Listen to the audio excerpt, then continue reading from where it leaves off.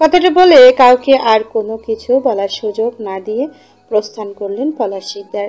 পেছন থেকে রেখে গেল তিনজোড়া বিস্ময়ে পরিপূর্ণ চোখ। তাদের তুর্য পৃথাদের বাড়ি থেকে বেরিয়ে পৃথাকে নিয়ে সোজা চলে এসেছে কাছে পিঠে এক উকিলের অফিসের সম্মুখে। আইনিভাবে এবার তার বিয়েটা করে নেওয়া প্রয়োজন, হয়তো বলা যায় না কখন আবার তার রাজাকার শ্বশুরটা মুরগির বাচ্চার মতো বইয়ের উপরে খাবলা বসায়। পৃথা আরুষ এবং গার্ডসদের নিয়ে অফিসে বিল্ডিংয়ে ঢুকলো তুর্য। পৃথা খানিকটা অবাক হলো, বাড়ির কাছাকাছি হয় এই অফিস চিনত সে আগে থেকেই। পৃথা কপাল কুঁচকে তুর্যকে শুধালো, আমরা এখানে কেন এসেছি? তুর্য সম্মুখ পানে পা দিতে দিতে জবাব দিল, বিয়ে করতে। পৃথা ভ্রু কুঁচকালো, সন্ধিহান কণ্ঠে বলল, আমাদের না বিয়ে হয়ে গেছে? আইনিভাবে হয়নি এখনো। কিন্তু আইনিভাবে বিয়ে করার বয়স তো আমার হয়নি এখনো। তুর্য ঘাড় বাঁকিয়ে তাকালো পৃথার পানে, বাঁকা হেসে বলল, তুমি শুধু বিয়ের জন্য প্রস্তুত হও বউ, তারপর তোমার বয়স বাড়ানোর দায়িত্ব আমার। পৃথা ওষ্ঠ ফাঁক করলো কিছু বলার উদ্দেশ্যে, কিন্তু তাকে থামিয়ে দিয়ে তুর্য বলল, দেখো, আমি এই মুহূর্তে কোনো জটিলতা চাইছি না। তোমার আর আমার বিয়ে 7 বছর আগেই হয়ে গেছে। এখন তুমি মানলেও আমার বউ, না মানলেও আমার বউ। আইনি বিয়ে না হলেও রেকর্ডের ভিত্তিতে আমাদের বিয়েকে কেউ অস্বীকার করতে পারবে না। তবু আমি চাইছি এবার আমাদের আইনি বিয়েটাও হয়ে যাক। ধর্ম এবং সমাজ দুটো মেনেই আমি তোমাকে নিজের করে চাইছি। সুতরাং কণ্ঠে কোনো না কোনো ধ্বনি তুলে ঝামেলা বাড়িও না। পৃথা আর কিছু বলল না। সত্যি বলতে বিয়ে তো সেই কবেই হয়ে গিয়েছে, এখন সারাদিন না না করলেও কাজ হবে না কোনো। তপ্ত নিঃশ্বাস ফেলল পৃথা। তুর্যকে অনুসরণ করে ঢুকলো এক কক্ষের ভেতরে। সেখানে চেয়ারে আগে থেকেই বসা ছিলেন কোট প্যান্ট পরা একজন ভদ্রলোক, সম্ভবত উকিল হবেন উনি। তুর্যকে ঢুকতে দেখেই উঠে দাঁড়ালেন তিনি, হাসি মুখে বললেন, এসেছেন আপনারা? আপনাদের জন্যই অপেক্ষা করছিলাম আমি। তুর্য হাসলো। ভদ্রলোকের সাথে কুশলাদি বিনিময় করে পৃথাকে নিয়ে বসলো ওই দুইটি কাঠের তৈরি চেয়ার দখল করে। নিজের হাতটা তুলে ঘড়ির পানে তাকালো একবার, উকিলকে তাড়া দিয়ে বলল, কি কি করতে হবে তাড়াতাড়ি করুন, আমাদের আবার ঢাকায় ফিরতে হবে। উকিল সাহেবও বসলেন। আগে থেকে প্রয়োজনীয় সকল কাগজপত্র গুছিয়ে রেখেছিল। তুর্য তাড়া দিতেই তিনি প্রয়োজনীয় কাগজ এবং কলম এগিয়ে দিলেন তুর্য ও পৃথার পানে। আঙ্গুল তুলে কাগজের দিকে ইশারা করে বললেন, এখানে সাইন করে দিন। কাগজটা হাতে পেয়ে দ্রুততার সাথে সই করলো তুর্য। অতঃপর পৃথার পানে এগিয়ে দিয়ে বলল, তাড়াতাড়ি সই করে দাও। পৃথা তাকালো কাগজটার দিকে, হৃদয় ভারী হয়ে উঠল মুহূর্তেই। একবার না জানিয়ে অগোচরে অল্প বয়সে পরিবারের লোকেরা তাকে বিয়ে দিলেও আজকের বিয়েতে সেই পরিবার নেই। যতই পরিবারের ওপর অভিমান করুক মেয়েটা, তবুও তার পরিবার তো। তাই বাবা মাই তাকে জন্ম দিয়েছে, এত বছর আদর যত্ন দিয়ে বড় করেছেন। জীবনের এই মুহূর্তে এসে পৃথার ভীষণ মনে পড়ছে বাবা মাকে। হয়তো তুর্যের সাথে তার বিয়েটা আগেই হয়েছে, কিন্তু তখন কোনো অনুভূতির উপস্থিতি ছিল না। বিয়ে মানেই তো তখন পৃথা বুঝে উঠতে পারেনি ভালোভাবে।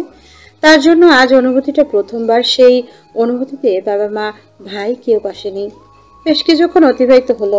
পৃথা এখনো কলমই তুলল না, সই করবে কি?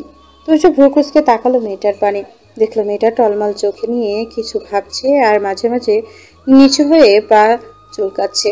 তুর্য সজাগ দৃষ্টিতে তাকালো আশেপাশে, কান খাড়া করে শুনলো কিছু মশলার গান। ইস, তার ছোট্ট বউটাকে নিশ্চয় মশাই কামড়ে রক্ত চুষে নিচ্ছে। তুর্য আশেপাশে তাকালো, উকিলকে উদ্দেশ্য করে বলল, আপনার এখানে কি মশারি আছে? উপস্থিত সবাই ভরকালো তুর্যের কথায়।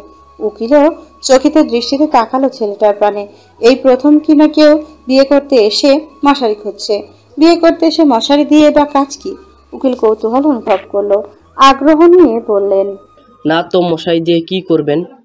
তুর্য হাত উঠিয়ে দুই হাত দ্বারা ঠাস করে শব্দ করে মশা মারার চেষ্টা করলো। নাক মুখ কুঁচকে বলল, আমার বউকে মশাই কামড়াচ্ছে। উকিল সহ সবাই ভেবাচেকা খেয়ে গেল। পৃথাও নিজের চিন্তা বলে ফ্যাল ফ্যাল করে তাকিয়ে রইল তুর্যের পানে। বিয়ে করতে এসে কিনা এই লোক মশারি করছে, তাও কিসের জন্য? তার বউকে দুই একটা মশা কামড়াচ্ছে বলে? তুর্যের এই ধরনের কথাবার্তার সাথে তার কেউ পরিচিত না থাকলেও আরও ঠিকই পরিচিত। ছেলেটা এগিয়ে এলে তুর্যের পানে মাথা চুলকে বলল, অফিস কক্ষে মশারি কোথা থেকে আসবে স্যার? কয়েল থাকলেও থাকতে পারে। আরুষের কথা শুনে চকচক করে উঠল তুর্যের চোখ দুখানা। গদগদ হয়ে বলল, সাব্বাস বেটা, কে বলেছে তুই আকার রসিকার ছাড়া বলত? এই তো তোর মাথায় বুদ্ধি আছে। ওই রাজাকার জনগোষ্ঠীর সাথে বাকবিতণ্ডায় জড়িয়ে আমি তো কয়েলের কথা ভুলেই বসেছিলাম। কথাটা শেষ করেই তুর্য ফিরে তাকালো উকিলের পানে। ভীষণ আশা নিয়ে শুধালো, আপনার অফিসে কয়েল আছে? উকিল তুর্যকে হতাশ করে জবাব দিলেন, না, আমার অফিসে কয়েলও নেই। তুর্যের মেজাজ খারাপ হলো কিছুটা। কি একটা অফিস যেখানে কিছু রাখে না, তার বউকে মশাই কামড়াচ্ছে, অথচ একটা কয়েল পর্যন্ত নেই। এক মিনিট মশার কামড়াচ্ছে নাকি চুমু খাচ্ছে? তুর্যের হৃদয়টা হাহাকার করে উঠল, মস্তিষ্ক বলে উঠল, এত বছর বিয়ে করে বউকে এখনো চুমু খেতে পারলি না, অথচ দেখ মশাগুলো এসে কি সুন্দর তোর বউকে চুমু খেয়ে যাচ্ছে। ছি তুর্য, ছি। তুর্য হাঁসফাঁস করে উঠল, বিড়বিড়িয়ে বলল, এই রাজশাহীর মশাগুলি বেয়াদব, অশুভ মার্কা। কত বড় সাহস এদের আমার বউকে চুমু খায়, আমার অধিকারে ভাগ বসায়। কথাগুলো বলেই তুর্য পাশ করে ফিরে তাকালো পৃথার পানে। মেয়েটা এখনো ফ্যাল করে তাকিয়ে রয়েছে তার পানে। তুর্য ধমকে উঠল পৃথাকে, দাঁত কিরমির করে বলল, তাড়াতাড়ি কাগজে সইটা করে আমাকে উদ্ধার করো, আমার এই মামলাগুলোকে সহ্য হচ্ছে না। আকস্মিক ধমকে পৃথা কেঁপে উঠল। তুর্যের বলা কথাটা বোধগম্য না হলেও মুখ খুলে কিছু জিজ্ঞেস করলো না। আর সামনে রাখা কলমটা হাতে নিয়ে কাগজে খসখসে ধ্বনি তুলে সাইন করে দিল দ্রুত। ব্যাস, তুর্য এবং পৃথার আইনি বিয়েটাও শেষ এবার। তুর্যের চিন্তা অনেকটাই কমলো এবার। নিশ্চিন্ত মনে উঠে দাঁড়ালো চেয়ার ছেড়ে। উকিলের সাথে শেষ একবার হাত মিলিয়ে এবং তার পাওনা পরিশোধ করে বেরিয়ে এলো অফিসের বাইরে। রাত বাড়ছে কিছুটা, চারিদিকটা নিস্তব্ধ হয়ে পড়েছে। অন্ধকারেরা গ্রাস করে নিয়েছে পরিবেশ। এই নিস্তব্ধ অন্ধকারের বুক চিরেই হাইওয়ে ধরে সাই সাই করে গন্তব্যের পানে ছুটে চলেছে তুর্যের গাড়িটা। সামনে ড্রাইভিং সিটে বসে আরুষ গাড়ি চালাচ্ছে, আর পেছনের সিটে রয়েছে তুর্য আর পৃথা। এখন উকিলের অফিস থেকে বেরিয়ে গাড়িতে চেপে বসেছিল তারা তিনজন, আর গার্ডসরা চেপেছে তাদের নির্ধারিত অন্য গাড়িতে। তুর্য আর পৃথা নির্ধারিত অন্য গাড়িতে। তুর্য আর পৃথা পাশাপাশি বসলেও দুজনের মধ্যে দূরত্ব রয়েছে বেশ। অবশ্যই দূরত্বটা রেখেছে পৃথা নিজেই। তুর্য আর আগ বাড়িয়ে বলেনি কিছু। এমনি মেয়েটার উপর থেকে কম ধকল আর যায়নি, তাই নিশ্চুপভাবেই সবটা মেনে নিয়েছে সে। মেয়েটাকে একটু একা থাকতে দিয়ে নিজে মনোনিবেশ করলো মোবাইলে। খানিক সময় গড়ালো। তুর্য মোবাইল থেকে দৃষ্টি সরিয়ে তাকালো পৃথার পানে। মেয়েটা গাড়ির সিটের সাথে হেলান দিয়ে ঘুমিয়ে পড়েছে। কি স্নিগ্ধ লাগছে প্রিয়তমার ঘুমন্ত মুখশ্রী। তুর্যের দৃষ্টি মুগ্ধ হলো। হৃদ স্পন্দন বাড়ল তরতর করে। হৃদয়ে নিষিদ্ধ অনুভূতিরা চলমান হয়ে উঠল। ইস, এসব কি ভাবছে সে? একটা মেয়ের ঘুমন্ত অবস্থার সুযোগ দিলে পরক্ষণেই তুর্যের হৃদয়ে হানা দিল মেয়েটা তার স্ত্রী, আর স্ত্রীকে ভালোবাসার নিশ্চয়ই সুযোগ নেওয়া নয়। তুর্য ঘাড় ঘুরিয়ে একবার তাকালো আরুষের পানে। ছেলেটাকে সজাগ দৃষ্টিতে পর্যবেক্ষণ করে একটু চেপে বসলো পৃথার পানে। হাত বাড়িয়ে ঘুমন্ত পৃথাকে টেনে নিল নিজের কাছে। ইস, কি নরম নমনীয় শরীরখানা। তুর্যের শরীর শিউরে উঠল। স্ত্রীর শরীরের স্পর্শ, হৃদস্পন্দন বাড়ল মুহূর্তেই। নিষিদ্ধ চা চলমান হয়ে গ্রাস করল মন মস্তিষ্ক। তুর্য ঢোক গিলল, নিজেকে সংযত করার চেষ্টা চালালো, কিন্তু বারংবারের মতোই হৃদয় তার বিরুদ্ধে অবস্থান করছে। সে সান্নিধ্য চাইছে বউয়ের। তুর্য হাঁসফাঁস করে উঠল, বিড়বিড়িয়ে বলল, বউটাকে ভেবেছিলাম দেশি মুরগির বাচ্চার মতো হবে, কিন্তু না, এ তো দেখছি পোলট্রি মুরগির বাচ্চার মতো। না, অভদ্র বউটা আর আমার নিয়ন্ত্রণ রাখতে দিল না। এবার আর তুর্য নিজেকে সংবরণ করলো না। ঘাড় ঘুরিয়ে আরেকবার দেখে নিল আরুষকে। বাঁকা বোকা ছেলেটা এদিকে ওদিকে না তাকিয়ে দিব্যি একখানে গাড়ি চালিয়ে যাচ্ছে। তুর্য আরো সুযোগ পেল। বউয়ের সুঢল নরম কোমরখানায় নিজের পুরুষ হলে হাত চালিয়ে খুব সাবধানে নিয়ে নিল বাহুবন্ধনে। এই প্রথম কোনো নারীকে এতটা কাছে থেকে এতটা গাঢ়ভাবে ছুঁয়েছে তুর্য।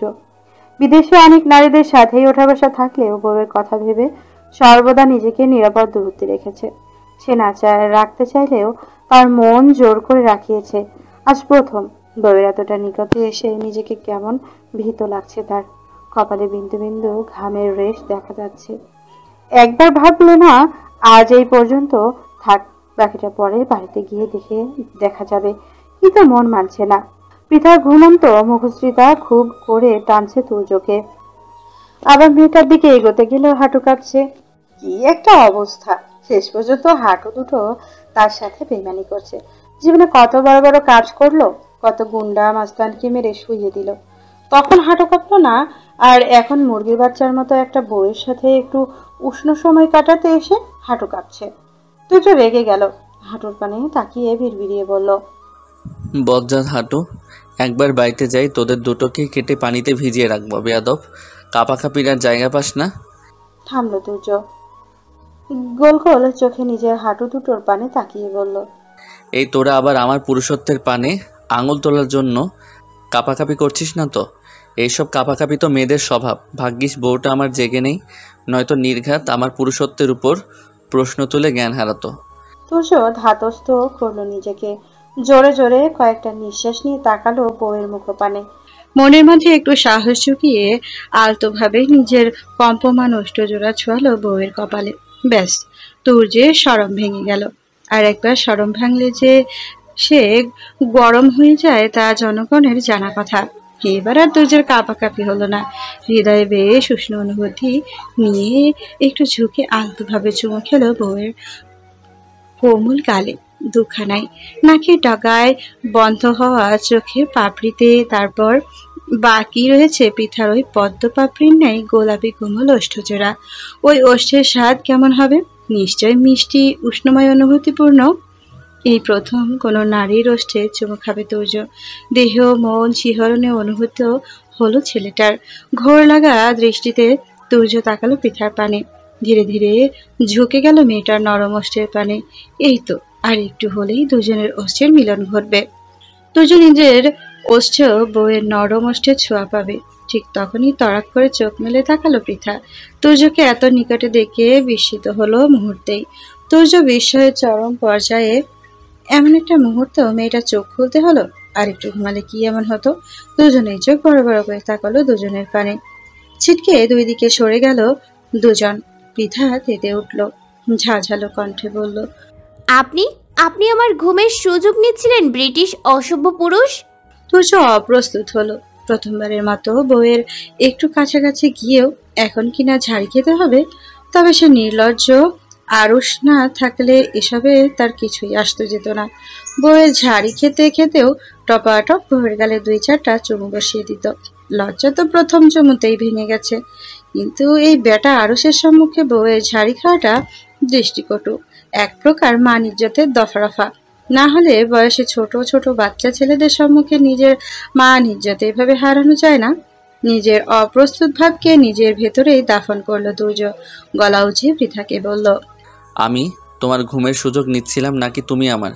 ছি বউ, কেবল আইনিভাবে বিয়েটা সারলাম, একটু বাড়ি পর্যন্ত যেতে তো সময় দিবে তা নয়, গাড়ির মধ্যেই। এইটুকু তর সইল না তোমার? কথাটা বলেই তুর্য নিজের চোখে মুখে লাজুক ভাব ফুটিয়ে তুলল। লাজুক স্বরেই বলল, ইস, আমার এখন লজ্জা লাগছে। এই মুখ আমি আরুষকে কিভাবে দেখাবো? পৃথা যেন আকাশ থেকে পড়ল। সে আবার কি করলো? সে তো ঘুমিয়েছিল এতক্ষণ। পৃথা হতবাক সুরেই বলল, আমি কি করলাম? তাছাড়া আপনি আমার কাছাকাছি এসেছিলেন, আমি না। তুর্য তাকালো পৃথার পানি, নিজের ছিটের দিকে ইশারা করে বলল, চেয়ে দেখো, আমি আমার সিটের সাথেই বসেছিলাম। তখন কিন্তু তুমি তোমার সিট থেকে সরে এসেছিলে, অর্থাৎ তুমি আমার দিকে এসেছো। আমি তোমার দিকে ততটা আগাইনি। এখন তুমি বলো, কে কার কাছাকাছি গিয়েছিল? পৃথা তাকালো নিজের অবস্থানের পানে। স্মরণে আনার চেষ্টা করলো তুর্যের থেকে ছিটকে সরে আসার আগেই নিজের অবস্থানের কথা। বেশ গম্ভীর চিন্তা ভাবনায় সে খুঁজে পেল পৃথা নিজের সিট থেকে সরে গিয়েছে, অর্থাৎ সে গিয়েছে তুর্যের কাছাকাছি। লজ্জা পেল পৃথা। ইয়েস, সে ঘুমের মধ্যে কিনা একজন পুরুষের নিকটে এভাবে চলে গিয়েছিল। তুর্য তাকে কি ভাবলো? নিশ্চয় গায়ে পড়া মেয়ে। এলোমেলো দৃষ্টি ফেলল পৃথা, আমতা আমতা করে বলল, না মানে ঘুমের মধ্যে চলে গিয়েছিলাম বোধহয়। তুর্য ঠোঁট খামড়ে হাসলো, নিজেকে ভালো সাজিয়ে বলল, আর এই বিষয়ে তোমাকে কৈফিয়ত দিতে হবে না কোনো, আমরাই তো। পৃথা আর কিছু বলল না। গাড়ি জানালার পানে মুখ করে তাকালো বাইরের দিকে। তুর্য স্বস্তির নিঃশ্বাস ফেল। ভাগ্যিস পৃথার দিকে মাত্র একটুখানি চেপে বসেছিল। তারপর নিজের হাত বাড়িয়ে পৃথাকে তার সিটে থেকে সরিয়ে নিজের সিটে টেনে এনেছিল। তাই তো মেয়েটাকে এভাবে চুপ করিয়ে দেওয়া গেল, নয় তো তার মতো একজন সুপুর মান ইজ্জতের এখন দফারফা হয়ে যেত। প্রায় শেষ রাত। ঢাকার মতো ব্যস্ত কোলাহলপূর্ণ শহরটাও নিস্তব্ধতায় ঘেরা এই মুহূর্তে। পুরো শহর যেন গভীর ঘুমে নিমজ্জিত। তুর্যের গাড়িটা মাত্র এসে থামলো চৌধুরী বাড়ির সম্মুখে। সময় ব্যয় না করে পৃথাকে নিয়ে দ্রুতই গাড়ি থেকে নেমে দাঁড়ালো তুর্য। পৃথা গোল গোল চোখ করে তাকালো তার সম্মুখে দাঁড়ানো বিশাল বিল্ডিংটার পানে। কারুকার্য খচিত বেশ শৌখিন বিল্ডিংটা। বাড়িটা দেখেই মেয়েটা আন্দাজ করে নিল তুর্যের অর্থবিত্ত সম্পর্কে।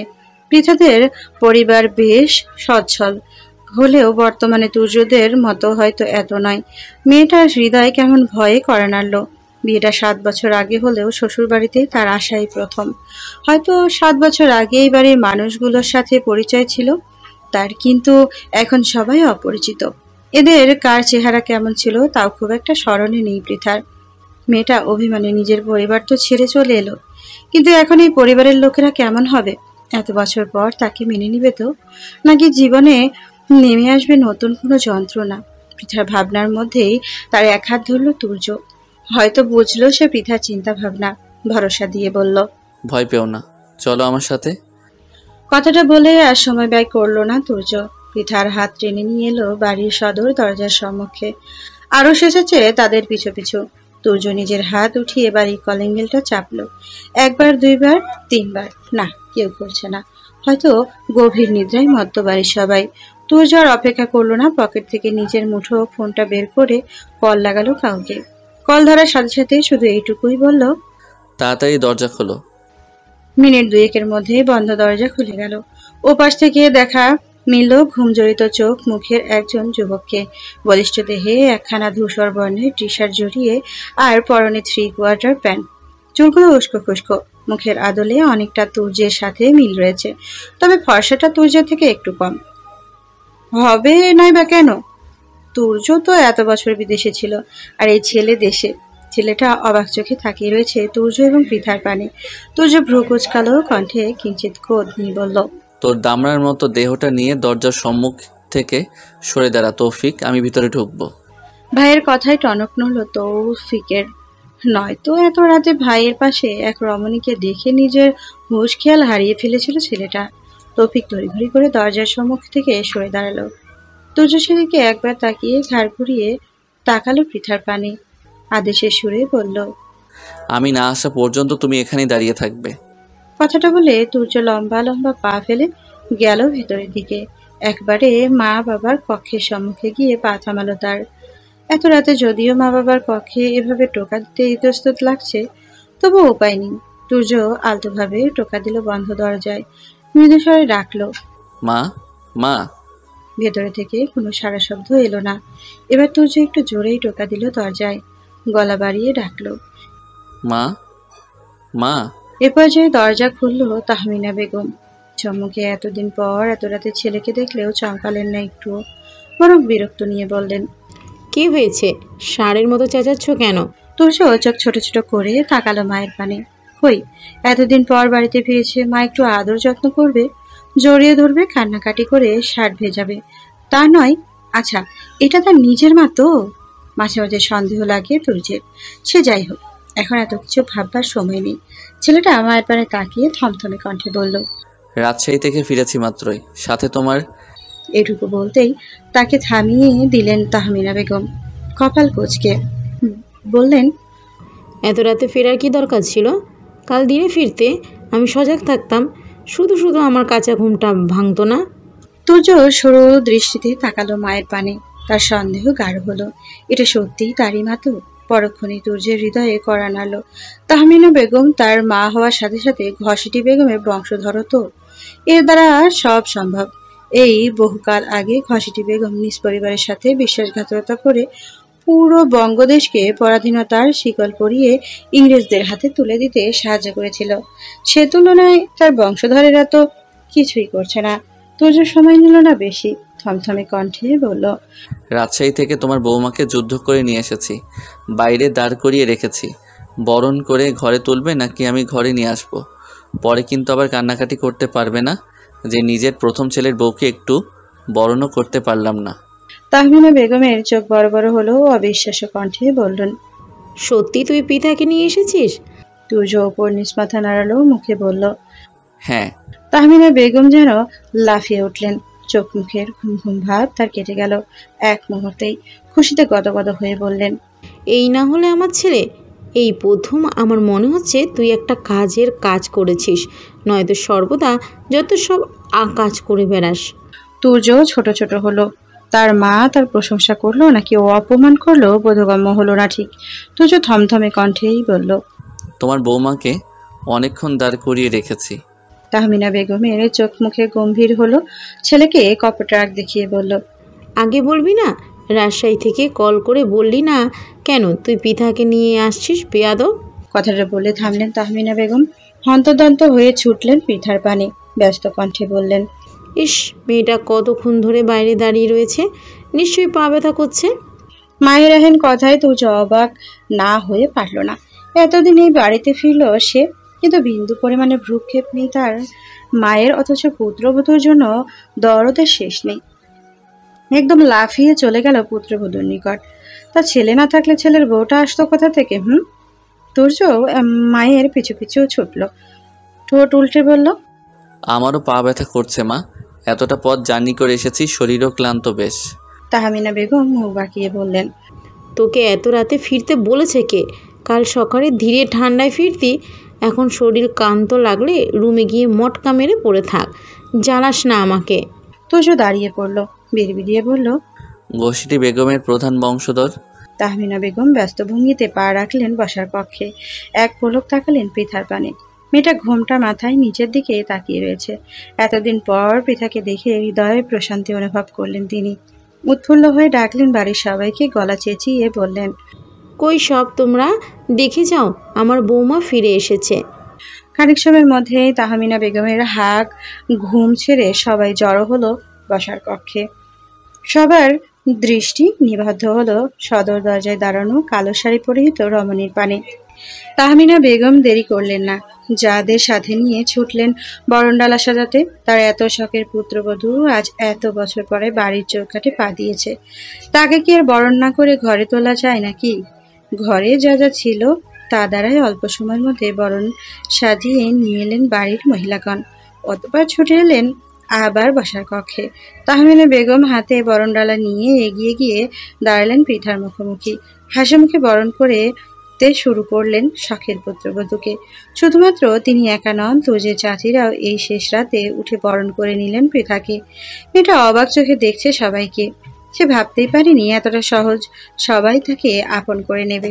এই শেষ রাতে উঠে হুলস্থুল বাঁধিয়ে বরণ করে নিবে তাকে। এটুকু আগে পৃথার মনে জন্মালো ভয়টা উঠে গেল। কিছুটা হলেও স্বস্তি পেল মেয়েটা। বরণ শেষে হতেই তাহমিনা বেগম যেন হামলে পড়লেন পৃথার উপরে, নিজের সাথে জড়িয়ে নিয়ে বললেন, কত বড় হয়ে গেছে মেয়েটা, সেই কবে দেখেছিলাম তোকে। কথাটা বলে পৃথাকে ছেড়ে দাঁড়ালেন তাহমিনা বেগম। মেয়েটার এক গালে হাত রেখে অনুতপ্তের সুরে বললেন, এতদিন ধরে প্রতিটা দিন আমি গুমড়ে মরেছি, ভেবেছি আমার ভুলের জন্য তোর জীবনটা হয়তো নষ্ট করে দিয়েছি, তোর সাথে অন্যায় করেছি আমি। থামলেন তাহমিনা বেগম, একটু স্বস্তি নিয়ে বললেন, যাক, দেরিতে হলেও আমার ছেলেটা সুবুদ্ধি হয়েছে একটু, তোকে আমার বাড়িতে ফিরিয়ে নিয়ে এসেছে। তাহমিনা বেগমের কথা শেষ হতে না হতে পিছন থেকে শোনা গেল মোজাম্মেল চৌধুরীর কণ্ঠস্বর। গমগমে কণ্ঠে তিনি বললেন, মেয়েটাকে কি দরজার সম্মুখে দাঁড়িয়ে করে রাখবে নাকি? এমনি কতটা পথ জার্নি করে এসেছে ওরা। স্বামীর কথায় টনক নড়ল তাহমিনা বেগমের। কপালে হাত দিয়ে বললেন, দেখেছিস, তোকে এতদিন পর কাছে পেয়ে আমি সব কিছু ভুলেই বসেছিলাম।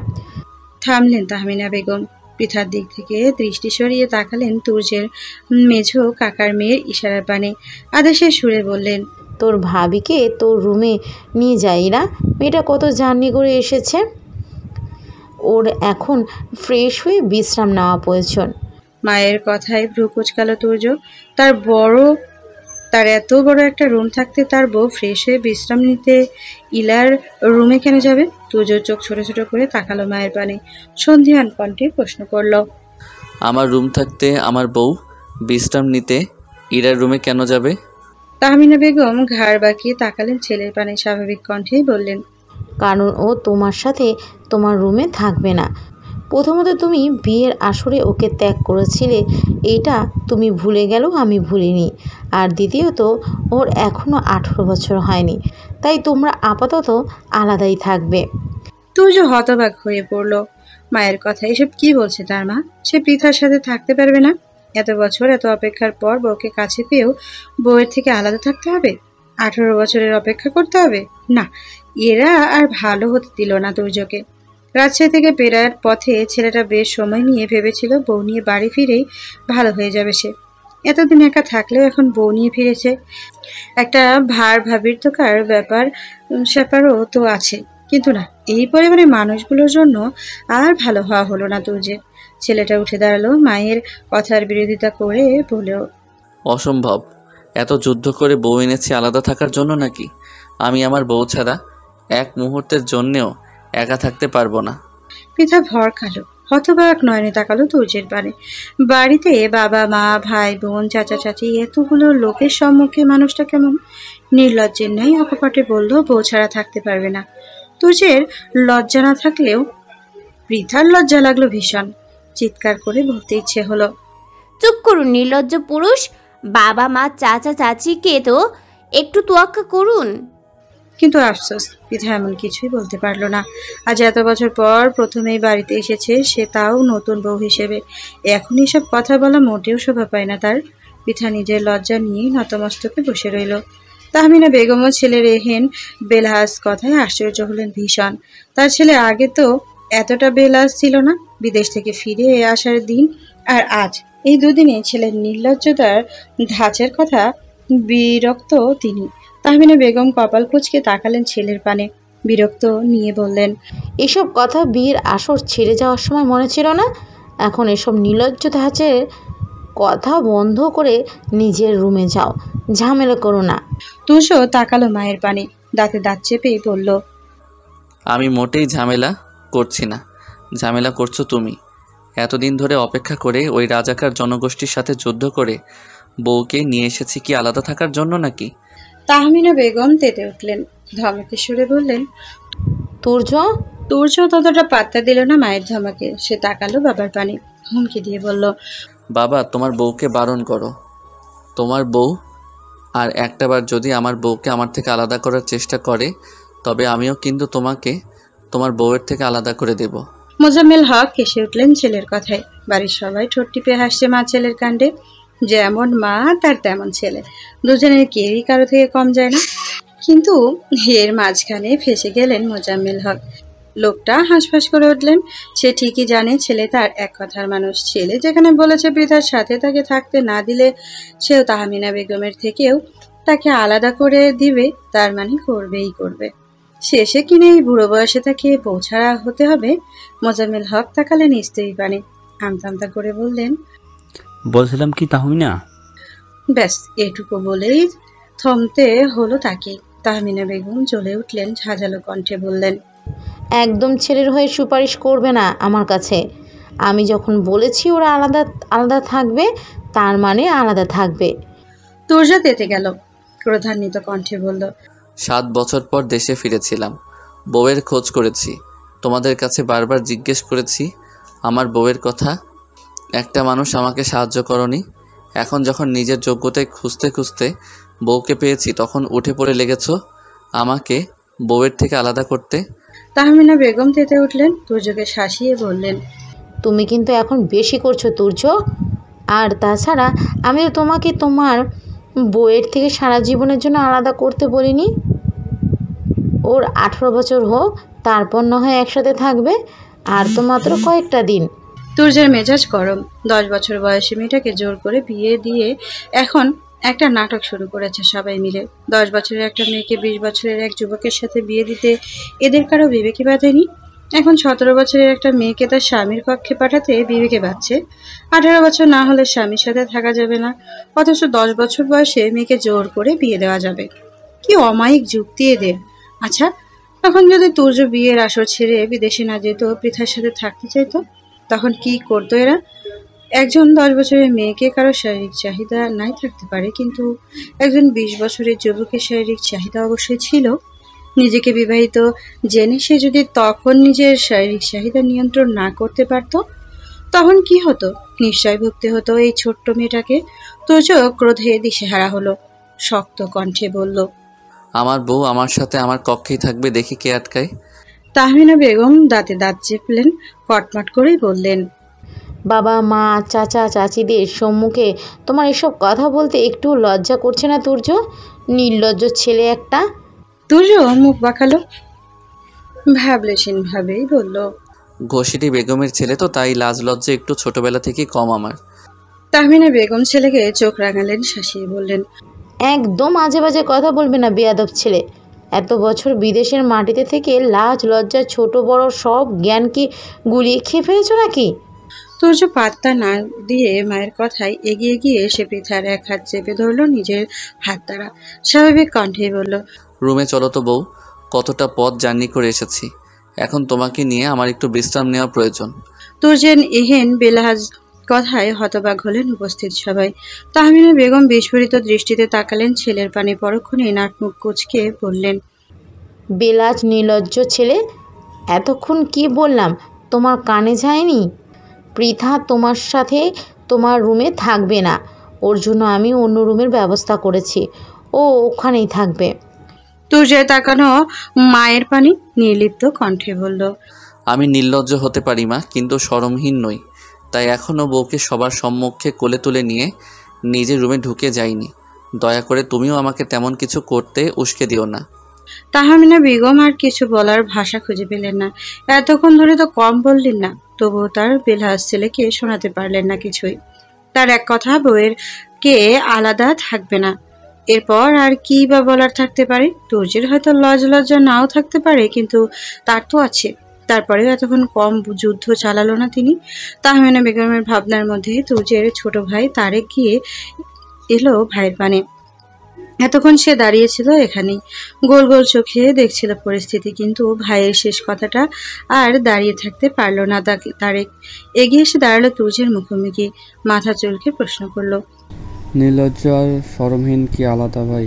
এই শব্দ দুটোর মধ্যে পার্থক্য কি?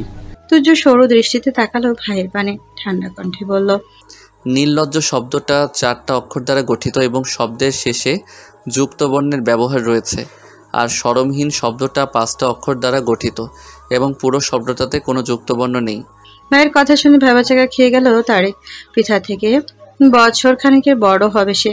এবারে এইচএসসি পরীক্ষা দিয়েছে ছেলেটা, শ্রেণীতে মেধাবী হিসেবে বেশ নাম ডাক আছে তার, কিন্তু এত পড়াশোনা এবং এত বইয়ের মধ্যেও নির্লজ্জ আর শরমহীন শব্দের এমন কোনো পার্থক্য কখনো খুঁজে পায়নি। ছেলেটা ভীষণ চিন্তায় নিমগ্ন হলো। এতদিন পড়াশোনার ভুল ছিল নাকি তার? বিলেতে পাশ করা ভাই ভুল বলছে? তুর্য এর মধ্যে পৃথার হাত ধরে টান লাগালো, আবার বলল, রুমে চলো বউ। পৃথা হাসপাস করছে, লজ্জা লাগছে তার।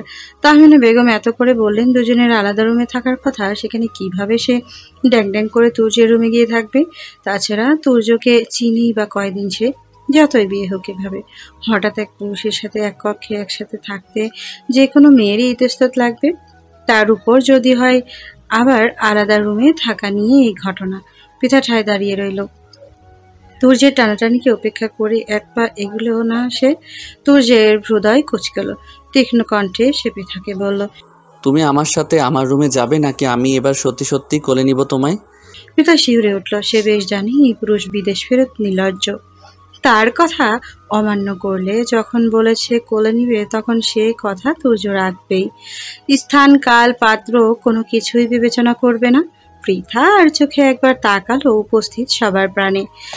এতগুলো মানুষের মধ্যে কোলে নিলে তাকে হয়তো আর বিশ্রী একটা পরিস্থিতিতে পড়বে।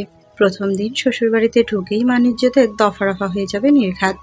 তার থেকে এই মুহূর্তে তুর্যের কথা শোনায় শ্রেয় বলে মনে হলো পৃথার। মেয়েটা তুর্যের পিছু পিছু পা বাড়ালো। তুর্যের ওষ্ঠে বিশ্বজয়ের হাসি ফুটে উঠল। সে পৃথার এক হাত বগল দাবা করে তাকালো মায়ের পানে, ওষ্ঠে হাসি বজায় রেখেই বলল, দোয়া করো মা, বিশাল এক যুদ্ধ শেষে তোমার ছেলে তার বউকে নিয়ে রুমে যাচ্ছে। তাহমিনা বেগম তেতে উঠলেন, তুর্যের পানি পেরে গিয়ে বললেন, হতচ্ছাড়া দাঁড়া তুই, এক চড়ে তোর হাসি আমি বের করে দিচ্ছি বিয়াদব। মায়ের কথা শুনে তুর্য নিজের পায়ের গতি বাড়ালো। বলা তো যায় না কখন এসে পেছন থেকে তার বউকে টেনে ধরে। ব্যস্ত হয়ে ছেলেটা পৃথাকে নিয়ে কেটে পড়ল। দ্রুত নিজের কক্ষে ঢুকে ঠাস করে দরজা আটকে দিল। তাহমিনা বেগম গর্জে উঠলেন আবারও। ছেলের সাথে না পেরে তাকালেন স্বামীর পানে। ঝাঝালো কণ্ঠে বলল, দেখলে দেখলে তোমার কীর্তিকলাপ। মোজাম্মেল হক এগিয়ে এলেন স্ত্রীর পানে। তাকে সান্ত্বনা দিয়ে বললেন, আহা, রাগ করো না তাহমিনা, অতিরিক্ত রাগ তোমার শরীরের পক্ষে ভালো না, পেশার ফল হতে পারে। তাহমিনা বেগম অগ্নি দৃষ্টিতে তাকালেন স্বামীর পানে। দাঁতে দাঁত চেপেই বললেন, এই তোমার লাই পেয়ে পেয়েই ছেলেটা এমন বকে গেছে, যেমন বাপ তেমনি তার ছেলে। মোজাম্মেল হক মনে মনে ভেঙচি কাটলেন। চিৎকার করে বলতে চাইলেন, ওখানে যেমন বাপ তেমন তার ছেলে হবে না, হবে যেমন মা তেমন তার ছেলে। এই ছেলে মোটেও আমার মতো হয়নি, হয়েছে একদম তোমার মতো, যেন মায়ের কার্বন কপি। মনে মনে এত কথা বললেও মুখে কিছুই বলতে পারলেন না মোজাম্মেল হক। পুরুষ মানুষ বাইরে যতই ভাগ হোক না কেন, স্ত্রীর সম্মুখে তার সর্বদাই বিড়াল। মোজাম্মেল হকও তার ব্যতিক্রম নয়। বাইরে কত বড় ব্যবসা সামলায়, বড় বড় জনমানবের সাথে ওঠা বসা তার, অথচ বাড়িতে বউয়ের সম্মুখে কণ্ঠে কথা বের হতে চায় না। তার উপরে এখন তার বউ যে পরিমাণ রেগে আছে, তাদের কিছু বললে ছেলেকে রেখে তাকে গরম তেলে ভাজা ভাজা শুরু করবে। মোজাম্মেল হক মনের কথা মনেই চেপে রাখলেন। ব্যস্ত হলেন স্ত্রীকে সান্ত্বনা করতে। কক্ষে ঢুকেই হাঁপাতে লাগলো তুর্য, যেন কত বড় লড়াই করে ফিরছে সে। কিঞ্চিত সময় নিয়ে নিজেকে ঠিক করলো ছেলেটা, অথবা স্বাভাবিক কণ্ঠে পৃথাকে বলল, যাও ফ্রেশ হয়ে এসো তাড়াতাড়ি। পৃথা শুনলো তুর্যের কথা, কিন্তু গেল না সে ফ্রেশ হতে। দাঁড়িয়ে দাঁড়িয়ে উসুস করছে মেয়েটা। তখন পরিবারের ওপরে অভিমান করে এক কাপড়ে বাড়ি থেকে বেরিয়ে এসেছিল পৃথা। মোবাইলটা পর্যন্ত আনা হয়নি। এই শাড়ি ছেড়ে ফ্রেশ হয়ে একটু কোমল পোশাক তো তারও পরতে ইচ্ছে করছে, কিন্তু শাড়ি ছেড়ে পরবে কি? কিছুই তো আনা হয়নি। মুখে ফুটে তুর্যকেও বলতে পারছে না কিছু। লোকটা আবার কি না মনে করবে। তাছাড়া এখানেও যদি, ততটাও তো তুর্যের সাথে ফ্রি নয় সে। সাধারণ কিছু বলতে গেলেও অস্বস্তি লাগে। পৃথাকে ফ্রেশ হতে না যেতে দেখে তার পানে তাকালো তুর্য। হয়তো বুঝলো মেয়েটার উসকুসের মানে। তুর্য পকেট থেকে মোবাইল বের করলো, কাউকে কল করে শুধুমাত্র বলল, লাগেজগুলো রুমে দিয়ে যা। খানিক সময় অতিবাহিত হতেই বন্ধ দরজায় ঢোকা পড়লো। তুর্য দরজা খুলে দিতেই আরুষ দুটো বড় বড় লাগেজ নিয়ে ঢুকলো ভেতরে। লাগেজ দুটো দিয়েই নিঃশব্দে আবার বেরিয়ে গেল। তুর্য একটা লাগেজে গিয়ে এগিয়ে দিল পৃথার পানে। ঠান্ডা কণ্ঠে বলল, এখানে তোমার জামা কাপড় পেয়ে যাবে, তাড়াতাড়ি ফ্রেশ হয়ে নাও। পৃথা অবাক হলো। এই লোক তার জামা কাপড় কখন আনলো? আর তুর্য জামা কাপড় চাইলেই যে তার পরিবার লাগেজ ভরে দিয়ে দিবে, মোটেও তো নয়। পৃথা অবাক হয়েই খুললো লাগেজটা। সাথে সাথে চমকে উঠল। এগুলো তার আগের কোনো জামা কাপড় নয়, নতুন সব। শাড়ি, থ্রি পিস, প্লাজো, টি শার্টে ভরপুর লাগেজটা। পৃথা বিস্মিত দৃষ্টিতে তাকালো তুর্যের পানে। কণ্ঠে অবাকতার রেশ নিয়েই বলল, এসব আপনি কোথায় পেলেন? তুর্য হাসলো, মোহনীয় কণ্ঠে বলল, তোমার জন্য কিনেছি। পৃথা কিছু বলার ভাষা পেল না। কেমন যেন ভালো লাগলো তার বিষয়টা। এক দৃষ্টিতে চেয়ে রইল তুর্যের পানে। তুর্য দুষ্টু হাসলো। পৃথার পানে একটু এগিয়ে গিয়ে বলল, তোমারই বর, সারাদিন রাত দেখতে পারবে, আপাতত ফ্রেশ হয়ে এসো। পৃথা লজ্জা পেল। ঝট করে মাথাটা নিয়ে ফেললো সে। লাগেজ থেকে একটা থ্রি পিস নিয়ে ব্যস্ত হয়ে ঢুকে গেল ওয়াশরুমে। খানিক সময় নিয়ে একদম গোসল সেরে বেরিয়ে এলো পৃথা। তুর্য ততক্ষণে বাড়ির অন্য ওয়াশরুম থেকে গোসল টোসল সেরে খাবার নিয়ে আবার ভেতর নিজের কক্ষে ফিরে এলো। দরজা খুলে ভেতরে ঢুকেই থমকে গেল ছেলেটা। এই কি রূপ পৃথার! গোসল সেরে মাথায় তোয়ালে পেঁচিয়ে মেয়েটা মুখটাও ভীষণ স্নিগ্ধ লাগছে। চোখে মুখে এখন মুক্ত দানার ন্যায় ছিটে ফোটা পানির দেখা মিলছে। তুর্যের কেমন ঘোর লেগে যাচ্ছে। ইচ্ছে করছে একটু ছুঁয়ে দিতে। গোসলের পর কোনো নারীকে এতটা স্নিগ্ধ লাগতে পারে আগে জানা ছিল না তুর্যের। যদি জানা থাকতো তবে ওই বিদেশের মাটিতে এত বছর সে পড়ে থাকতো না। পড়াশোনা চাঙ্গে তুলে ঠিক ছুটে আসতো বউয়ের কাছে। তুর্যের ঘোরের মধ্যেই তার পানি এগিয়ে এলো পৃথা। ইতস্তত করে বলল, আপনি ফ্রেশ হয়েছেন? তুর্যের ঘোর কাটলো। পৃথার পানি এক পলক তাকিয়ে বলল। হুম। থমকালো তুর্য। একটু এগিয়ে তার হাতে ধরে রাখা খাবারগুলো টেবিলের উপরে রেখে বলল, খেতে এসো তাড়াতাড়ি। পৃথা খিদে পেয়েছিল এমনিও। খাবার দেখে খিদে যেন আরো বেড়ে গেল। সে কখন খেয়েছে। তারপর যদিও গাড়িতে তুর্যের জোরাজুরিতে গাড়িতে একটু খেয়েছিল, তাও হঠাৎ পরিবার ছেড়ে আসা, নতুন মানুষের সাথে নতুন স্থানে গমন, পরে অপরিচিত স্থান, বিভিন্ন চিন্তাভাবনায় ভালোভাবে খেতে পারেনি। পৃথা বিরক্তি করল না, চুপচাপ খেয়ে নিল তুর্যের সাথে। তবে বিপত্তি বাঁধল খাওয়া দাওয়া শেষে ঘুমানো নিয়ে। এখন পৃথা ঘুমাবে কোথায়? তুর্যের সাথে ঘুমাবে? কখনো না। একে তো অপরিচিত এক পুরুষের সাথে এক বিছানায় ভাবতেই শরীর শিউরে উঠছে পৃথার। বুকের মধ্যে হাঁসফাঁস অনুভব হচ্ছে। তার উপর তুর্য তাকে 7 বছর আগে বিয়ে আসরে ত্যাগ করেছিল। এই বিষয়টায় যেমন তুর্যের কোনো দোষ ছিল না, তেমনি পৃথারও তো দোষ ছিল না। তাহলে তাকে কেন শাস্তি পেতে হয়েছিল? মানুষজন কেন তাকে নিয়ে বাজে মন্তব্য করেছিল? শুধুমাত্র তুর্যের ছেড়ে যাওয়ার জন্য? পৃথা চোখ ঘুরিয়ে দেখলো কক্ষের চারিদিকে। বিছানা ছাড়াও সোফা রয়েছে কক্ষে। আচ্ছা, এখন সে কি বাংলা সিনেমার মতো ওই সোফায় ঘুমাবে? আর তুর্য বিছানায়? পৃথার হৃদয়ে তীব্র বিরোধিতা করলো তার এই ভাবনায়। সে কেন সোফায় ঘুমাবে? সোফায় ঘুমালে তুর্য ঘুমাবে। তাহমানা বেগম তো বলেছিল আলাদা কক্ষে থাকার জন্য। আলাদা থাকলে আর এত ঝামেলা হতো না। এখন দুজনেই 2 কক্ষে বিছানায় ঘুমাতে পারত। পৃথার ভাবনার মধ্যেই তুর্য বেশ আটসাট বেঁধে বসলো বিছানায়। সাথে সাথে পৃথাকে চেঁচিয়ে উঠল, ঝাঁঝালো কণ্ঠে বলল, সাবধান, বিছানায় আমার পাশে আসার চেষ্টাও করবেন না। 7 বছর আমাকে ছেড়ে ছিলেন না, এখন আরও 7 বছর আমাকে ছেড়ে থাকার প্রস্তুতি নিন। তুর্য যেন আকাশ থেকে মাত্রই টুপ করে পড়লো ধরনীর বুকে। বিস্মিত নয়নে তাকালো তার মুরগির বাচ্চার মতো বউয়ের দিকে। এসব কি বলছে পৃথা? বিছানায় আসতে পারবে না? আরো 7 বছরের বউ ছেড়ে দূরে থাকতে হবে? তুর্যের মাথায় চক্কর দিয়ে উঠল। পরক্ষণে সে নিজের হাত উঁচিয়ে হাতের করগুলো এক এক করে ঘুরতে শুরু করলো। এখন যদি তুর্যের বয়স 27 বছর হয়, তবে 7 বছর পর কত হবে? এক এক করে বলল, 28, 29, 30, 31, 32, 33, 34। তুর্যের চোখগুলো বড় বড় হলো। 7 বছর পর তার বয়স 34 হবে। তুর্য তাকালো বউয়ের পানে, চোখ বড় বড় করে রেখে শুধালো,